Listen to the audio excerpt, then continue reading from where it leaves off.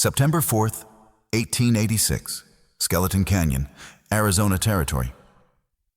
Dust swirls as Geronimo, the Chiricahua leader known as Goyal, stands surrounded. United States columns under Captain Henry W Lawton and Apache Scouts, led by men like Martine and Kayitah, close the net.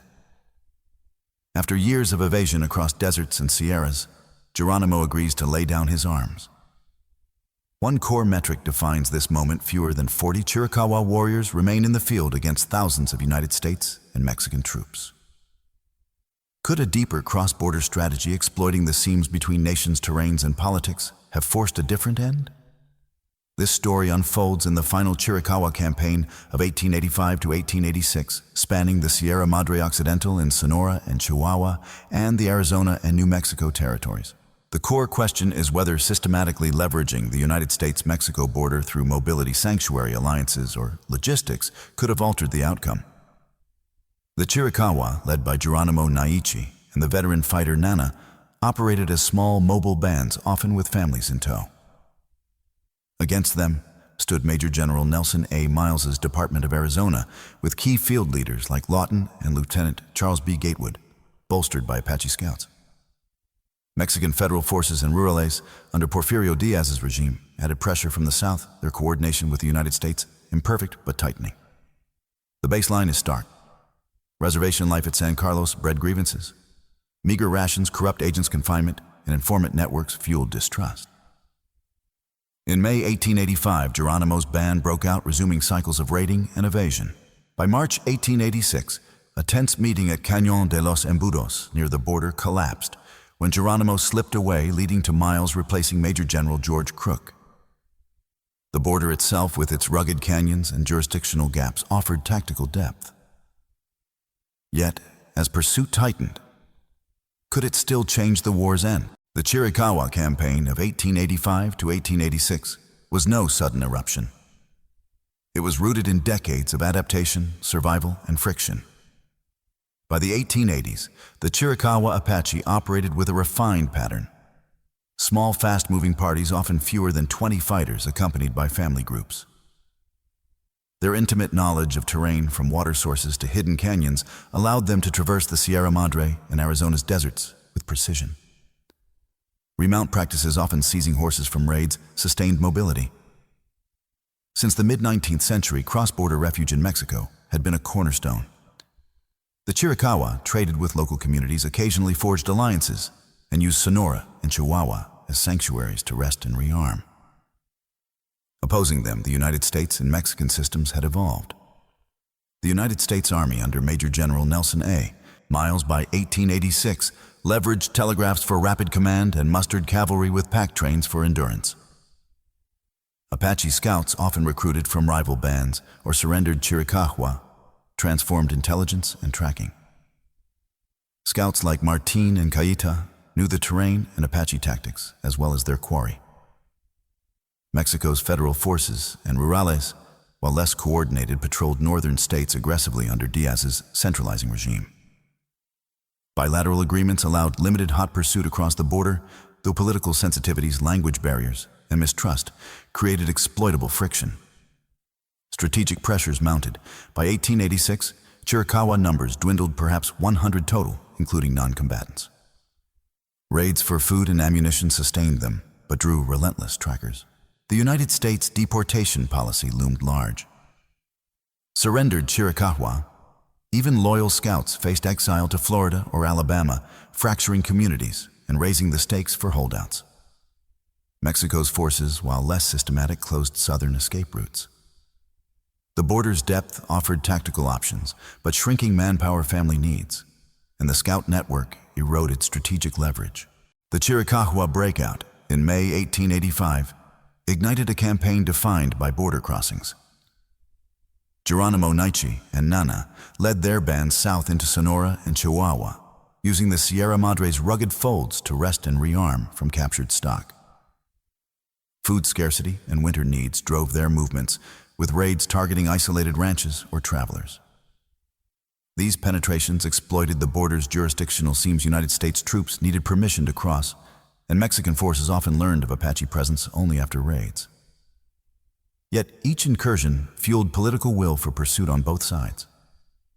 By March 1886, a pivotal moment arrived at Cañón de los Embudos near the border.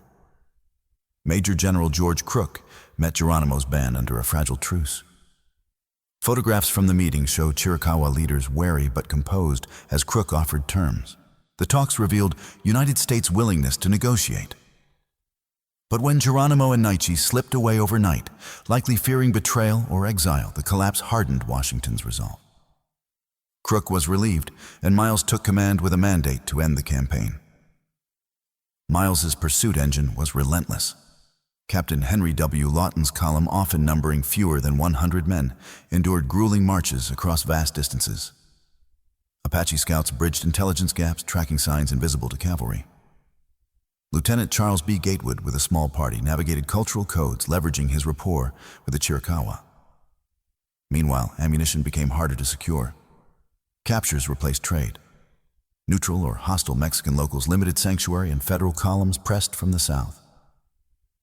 Family fatigue grew, as did internal divisions over surrenders, costs versus continued flight. The border remained a tactical asset, but its strategic weight diminished as binational pursuit matured. By August 1886, the Chiricahua faced a narrowing horizon. Continuous pursuit by Lawton's column and Mexican forces reduced recovery time.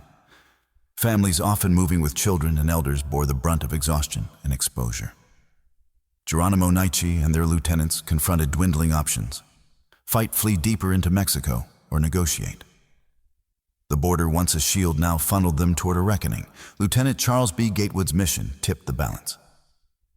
With a small escort, including Scouts Martine and Kayitah, Gatewood entered the Sierra Madre, seeking Geronimo's camp. His leverage was personal years of interaction, built trust, and he framed terms with respect for Chiricahua honor. Gatewood carried no illusions. Lawton's column was nearby, and surrender was the only path short of annihilation. On September 4, 1886, at Skeleton Canyon, Geronimo and Naiche agreed to terms. The decision was not capitulation, but a calculated end to a cycle of loss. Could a different path have emerged? Consider deeper sanctuary networks in Mexico with prearranged caches and guides, paired with a raid moratorium to dampen United States pressure. Scarcity, betrayal risks, and Mexican patrols limited this. Alliances with local powers or bandits might have offered protection, but Diaz's crackdowns and cultural frictions made this tenuous. Extreme dispersion into microbands could have prolonged survival but sacrificed influence. A complete raid freeze or external arms patronage faced insurmountable hurdles: food dependency, scout detection, or international escalation. The most plausible alternate end was longer evasion, perhaps with marginally better terms, not a reversal of converging pressures. The surrender at Skeleton Canyon marked the end of the Chiricahua campaign.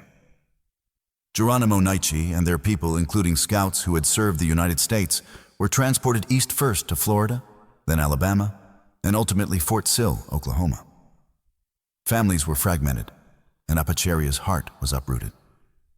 The human toll was profound: exile, severed ties to land and kin, though cultural resilience endured.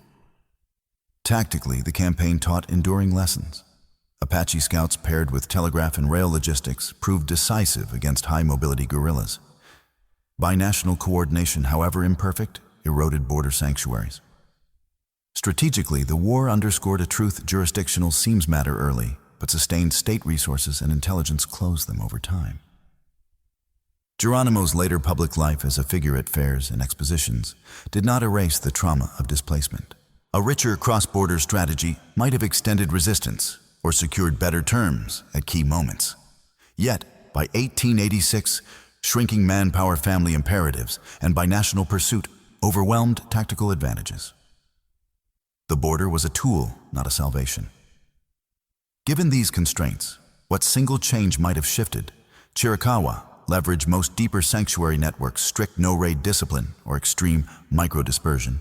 Each carries trade-offs, but the answer lies in testing their weight against history's unyielding pressures.